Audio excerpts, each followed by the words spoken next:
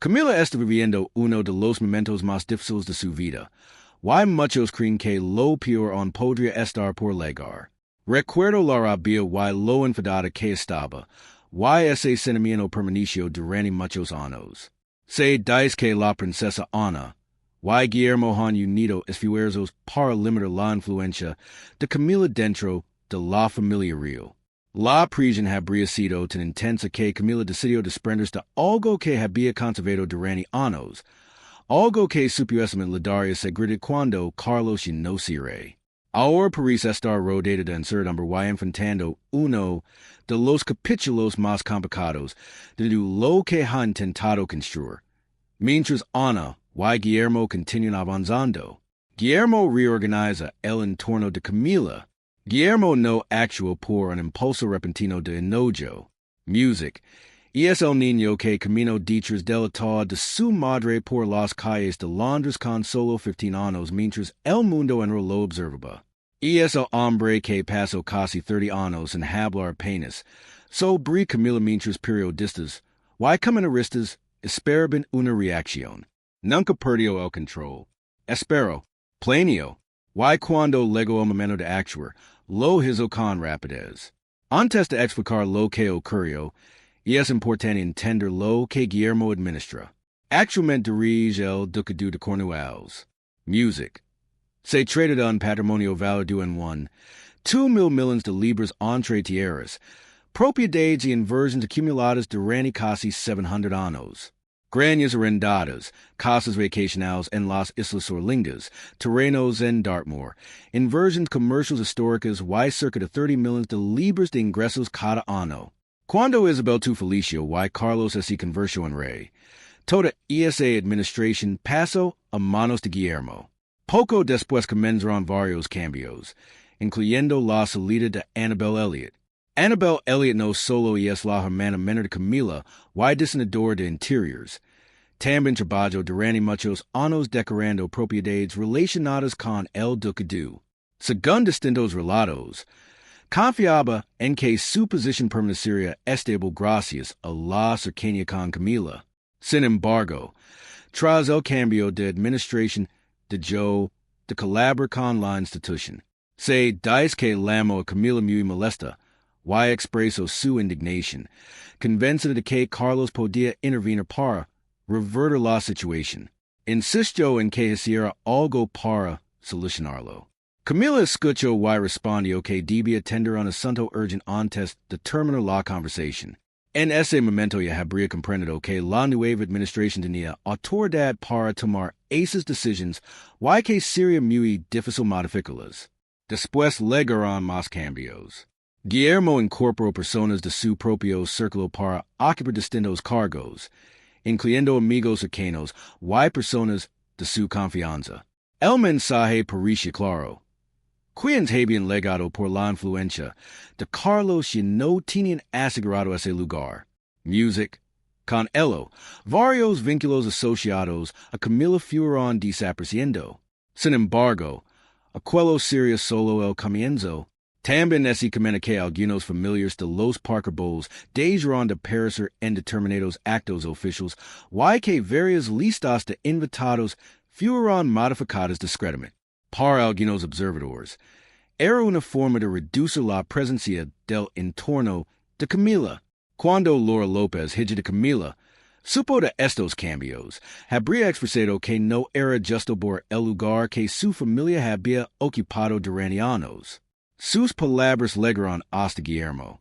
Según versiones difundidas por distintos medios, respondió con firmeza dejando claro que solo asistirían quienes estuvieran oficialmente invitados. Nadie tomó el comentario como una simple broma.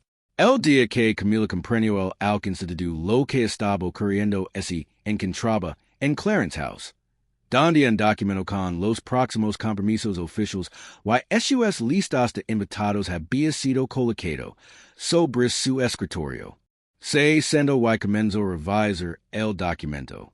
Los nombres que esperaba encontrar simplemente ya no estaban. Camila se levantó despacio y caminó hasta la ventana. Permaneció allí en silencio durante un largo rato, con las manos a los lados completamente inmóviles. Music, cuando finalmente dio la vuelta, su expresión era la de alguien que llevaba mucho tiempo temiendo una respuesta y acababa de recibirla. En voz baja solo dijo una frase. Lleva mucho tiempo preparando esto, ¿verdad? Después canceló el resto de sus compromisos del día, sin dar ninguna explicación. También dice que Guillermo estaba realizando otra acción discreta que emocionó profundamente a quienes admiraban a Diana. Mientras el nombre Annabel desaparecía de la administración del ducado, parte de los fondos comenzaron a destinarse a causas que Diana había podido durante su vida. Entre ellas, una organización para personas en hogar que él visitó en 1995, una fundación relacionada con el viaje por la que luchó cuando muchos la rechazaban, y una pequeña organización de salud mental que habría visitado en privado en 1996, sin camarada en prensa. Según algunos relatos, pidió que aquella visita permaneciera en secreto y así fue durante casi 30 años. Muy pocas personas conocen esa historia. Guillermo sí la conoce y, según se afirma, decidió apoyar económicamente esa organización sin hacerlo público. Cuando todo terminó, reunió a un pequeño grupo de personas cercanas. Levantaron sus copas y alguien dijo, por Diana, todos repitieron el brindis. Quienes cuentan la historia aseguran que después hubo un profundo silencio, como si su recuerdo estuviera presente en aquel lugar. Mientras Carlos administraba el ducado de Cornualles, parte de sus recursos beneficiaban al entorno de Camila. Ahora que Guillermo está al frente, muchos consideran que el destino de esos fondos refleja valores que Diana siempre defendió. Para comprender por qué algunos creen que sus sentimientos son tan intensos, el relato retrocede una historia mucho más antigua. Music no es trata de la versión publicada por los periódicos, sino de un episodio que, según diversas versiones, ocurrió en privado. La relación entre Carlos y Camila es conocida en todo el mundo, pero algunos relatos sostienen que hubo otro momento aún más doloroso para Diana. Todo habría comenzado con una carta. Se dice que Camila escribió una carta a Carlos con un tono cercano y cotidiano, como si imaginara un futuro decadido. Diana, según esta versión, la encontró en Highgrove al abrir un escritorio por un motivo completamente normal. Reconoció la letra al instante porque llevaba años viéndola. Abrió el sobre y lo que leo no era una carta paginada, sino un texto tranquilo y familiar, escrito por alguien que parecía ser segura del futuro. En ese escrito aparecen mencionados Guillermo y Harry por su nombre, no solo como hijos de Carlos, sino como niños con los que esperaba compartir momentos importantes y formar parte de sus vidas. Según esta historia, Diana terminó de leer con las manos temblando y, entre lágrimas, corrió hasta la chimenea. Music. Ali fue quemando la carta poco a poco mientras observaba como la tinta desaparecía entre las llamas hasta convertirse en cenizas. Después fue directamente a buscar a Carlos. Music. En ese momento el relato toma un giro aún más impactante. Se afirma que Carlos le respondió que aquella carta nunca había existido. Colocó una mano sobre su hombro, y le dijo que no sabía de qué estaba hablando. Después, según la misma versión, le sugirió que tomara su medicación. Nunca quedó claro a qué medicación hacía referencia, y que no existe constancia pública de un tratamiento relacionado con esa situación. Sin embargo, quienes cuentan esta historia aseguran que aquel instante marcó profundamente a Diana y cambió para siempre la forma en que veía lo que ocurría a su alrededor. Music. Se dice que Diana le gritó con toda su fuerza. Afirma que se trataba de la amante de su esposo, y repetía que Camila quería ocupar un lugar junto a sus hijos. Temblaba mientras hablaba, y apenas podía controlar sus palabras. ¿Qué sabes? ¿Qué sabes? Seguía repitiendo una y otra vez. Su voz salía cada vez más rápido, como si el dolor acumulado durante años y no pudiera contenerse. Carlos la observó durante unos instantes y, Según este relato, respondió con calma que había personas mirando antes de darse la vuelta y marchas. Así de simple. Diana permaneció sola en aquella habitación, con el rostro cubierto de lágrimas y las manos temblando. Quienes estaban cerca habrían escuchado toda la discusión, pero nadie se acercó en dijo una palabra. Todos desvieron la mirada. Después de haber destruido la carta por impulso, Diana quedó alucinando que nadie creía su versión. Pero algunos relatos aseguran que el sufrimiento no terminó ahí. En 1989, según distintas versiones, Diana decidió enfrentarse directamente a Camila durante una reunión social. Lu pidió que dejara de destruir matrimonios ajenos. Camila, según estas historias, respondió con tranquilidad y le preguntó que esperaba que hiciera al respecto. En ese instante, Diana levantó la mano impulsada por la desesperación. Sin embargo, antes de que pudiera acercarse, Carlos agitó con fuerza su brazo. Su expresión era seria y fría. No hizo falta decir nada más. Diana miró la mano que la detenía y luego vio a Carlos llano a Camila. Quienes narran este episodio aseguran que algo cambió para siempre dentro de ella. Salió del lugar y permaneció sola dentro de un automóvil, en la oscuridad, mientras seguía temblando. Music, según estas versiones, nadie salió a buscarla y preguntó cómo estaba. Una mujer sola, sentada en silencio fuera de una fiesta mientras el hombre con quien se había casado permanecía dentro, junto a otra persona. Esa escena es recordada por muchos como uno de los momentos más duros de aquella historia. Algunos sostienen que parte de esos acontecimientos permanece reflejada en documentos privados relacionados con la familia real. Y es precisamente por eso que, según esta narración, la princesa Ana no quiso permanecer en silencio, porque no solo estaba revisando hechos históricos, sino recuerdos de una mujer a la que apreciaba profundamente. Lo que habrían encontrado, según diversas versiones, era aún más impactante de lo que esperaba. Ana tomó una decisión. Hace algunas semanas, según ciertos informes, una llamada realizada a un abogado generó preocupación dentro del Palacio de Buckingham. Duró menos de 10 minutos y habría sido hecha en nombre de la princesa Ana para tratar asuntos relacionados con Camila y Diana. Toda la verdad debe salir a la luz. Se han ocultado demasiadas cosas, es asegurar que dijo. Quienes escucharon esas palabras afirman que nunca antes habían visto esa expresión en su rostro. Ana ha formado parte de la familia real durante más de 7 décadas.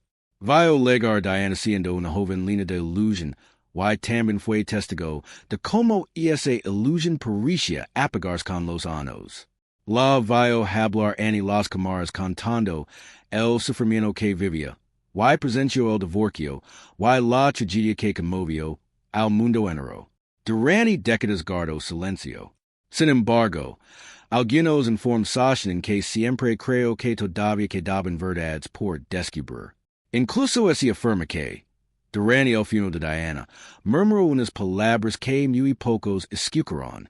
Por eso, cuando semanas atrás se conoció la noticia de aquella llamada a un abogado, muchos comenzaron a hacerse la misma pregunta. ¿Qué fue lo que encontró realmente?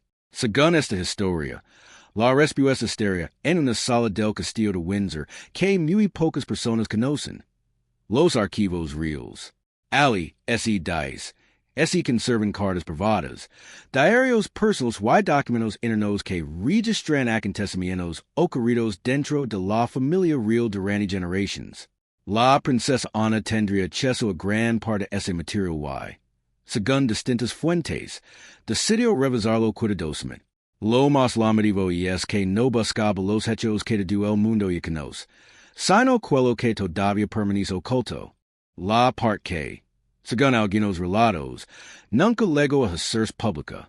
Se habla de documentos internos del palacio de mediados de la década de 1990 que describirían cómo altos funcionarios gestionaban la situación de Diana durante los años más difíciles de su matrimonio. En esos informes, según diversas versions, aprecian referencias a su estado emocional, al lenguaje utilizado para describirlo y las estrategias adoptadas por la institución. Algunos sostienen que esos documentos podrían mostrar un intento de presentar a Diana como una persona frágil y inestable ante la opinión pública, aunque nada de ello ha sido confirmado oficialmente. También existen especulaciones sobre si Camila tuvo alguna participación en ese preciso, pero no hay pruebas públicas que lo demuestren. Se dice que Ana revisó documentación correspondiente a 1996 donde se analizaban decisiones internas sobre la manera en que debía manejarse la imagen de Diana. En esos textos, según las mismas versiones, se la describía como demasiado emotional y difícil de tomar en serio.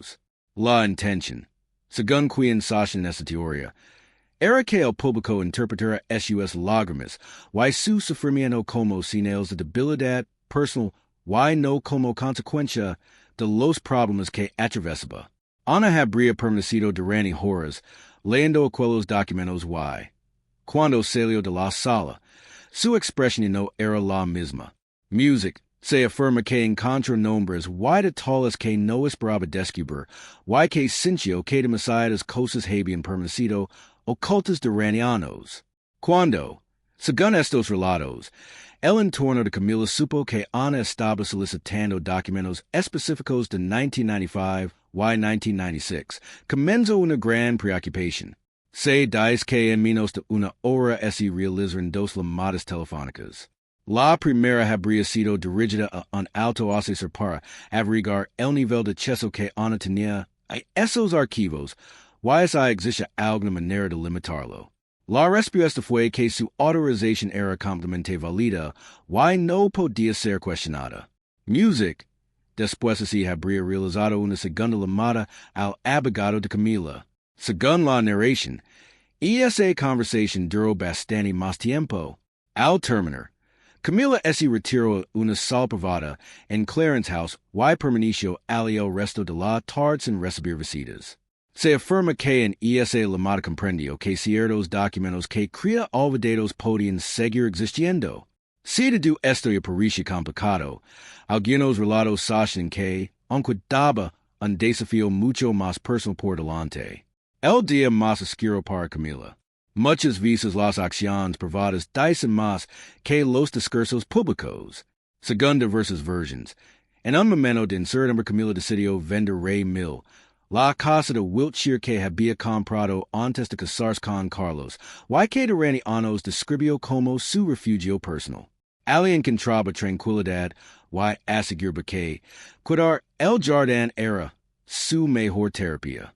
Algunos interpretan esa venta como una señal de que su vida había quedado completamente ligada a la institución real, y que no conservaba un lugar propio fuera de ella. Según estas mismas especulaciones, Camila confiaría ahora en que Guillermo nunca permitiría que una antigua reina consort quedara sin apoyo. Sin embargo, algunos informes sostienen que Guillermo pretende limitar cualquier privilegio relacionado con la corona una vez llegue el momento correspondiente, argumentando que esos bienes pertenecen únicamente a la institución y no a personas individuales. También se afirma que Ana respondería esa postura. Después de ello, según algunos relatos, Guillermo habría transmitido un mensaje muy claro relacionado con Sarah Ferguson. El nombre de Ferguson apareció en documentos vinculados al caso Epstein publicados por las autoridades estadounidenses, aunque no se ha demostrado que haya cometido ningún delito. La controversia generada por ese caso sigue teniendo repercusiones públicas. Según esta versión, Guillermo pidió a Camila que mantuviera distancia pública de Ferguson para evitar nuevas polémicas. Lo que hace esa petición especialmente difícil, según quienes cuentan esta historia, y es que Sarah Ferguson habría sido una de las personas que apoyó a Camila durante los años en que recibió fuertes críticas públicas. Mientras Ferguson enfrentaba ahora sus propios problemas de imagen, Camila, según estos relatos, debía decidir cómo responder a esa situación. Se dice que Camila permaneció varios días pensando en ese ultimátum sin responder. Cuando finalmente habló con la persona encargada de transmitir el mensaje, aseguró que comprendió perfectamente la postura de Guillermo. Lo dijo con calma y sin mostrar enojo, pero decidió no seguir esa recomendación. No fue porque desconociera las posibles consecuencias, sino porque entendía exactamente lo que podía perder así tomó esa decisión. Según algunas versiones, esa elección era precisamente lo que Guillermo esperaba, y que le daba motivos para continuar con los cambios que, según se afirma, llevaba tiempo impulsando dentro de la institución. Camila eligió mantenerse fiel a una amistad muy importante para ella, y algunos consideran que pudo ser una de las últimas decisiones completamente personales que tomó dentro del entorno real. Sin embargo, muchos creen que todavía existe una persona capaz de detener todo lo que estaba ocurriendo. Carlos. Pero, según estas historias, su situación hacía imposible cualquier intervención. Carlos y las dificultades para ayudar. Esta es, para muchos, la parte más triste del relato. Carlos tiene 76 años y desde 2024 recibe tratamiento por un cáncer cuyo tipo nunca ha sido revelado públicamente. A pesar de su estado de salud, algunos sostienen que conoce perfectamente las tensiones existentes entre Ana, Guillermo y Camila, pero que no tienen forma de cambiar el rumbo de los acontecimientos. Proteger a Camila significaría pedir a Guillermo que revocara todas las decisiones tomadas, algo que, según esta versión, el príncipe no aceptaría. También implicaría solicitar a Ana que dejar de investigar antiguos documentos relacionados con la familia real, algo que igualmente se considera poco probable. Además, tendría que defender públicamente a Camila frente a su heredero y a su hermana, en un tema que todavía despierta fuertes emociones entre muchas personas por la historia de Diana. Algunos creen que el caso político sería enorme, pero el personal sería aún mayor. Para hacerlo tendría que sostener una postura con la que quizá en ni siquiera estuviera completamente de acuerdo. Según ciertas fuentes, Carlos comentó en privado a un colaborador que durante toda su vida creo que, con suficiente paciencia y sacrificio, algún día su historia de amor con Camila sería recordada simplemente como una historia de amor, aunque hubiera sido difícil y dolorosa. También esperaba que el sufrimiento de Diana y su relación con Camila pudieran coexistir en la historia sin bor uno al otro. Sin embargo, algunos consideran que los cambios impulsados por Guillermo y Ana representan una respuesta definitiva a esa idea. Para ellos, el dolor vivido por Diana no puede separarse de aquella historia. En el centro de todo permanece una reflexión que muchos repiten. Camila pasó 3 décadas luchando por estar junto a Carlos, por su matrimonio, por su posición y por el lugar que finalmente ocupó dentro de la monarquía. Alcanzó todos esos objetivos. La coronación, el título y el reconocimiento oficial. Pero algunos opinan que nada de eso basta ahora para protegerla, porque el verdadero debate nunca fue solo sobre Carlos, sino sobre el futuro de la institución. Según esta interpretación, el enfrentamiento siempre estuvo entre un modelo de monarquía asociado al pasado y otro que Guillermo estaría intentando construir poco a poco. Quienes apoyan esta visión creen que Camila ganó muchas batallas personales, pero que la transformación más profunda de la institución está siguiendo otro camino completamente distinto. Diana nunca vio ese cambio en vida, pero algunos sostienen que, dentro del palacio, así están produciendo transformaciones que refugian muchos de los valores que ella defendía.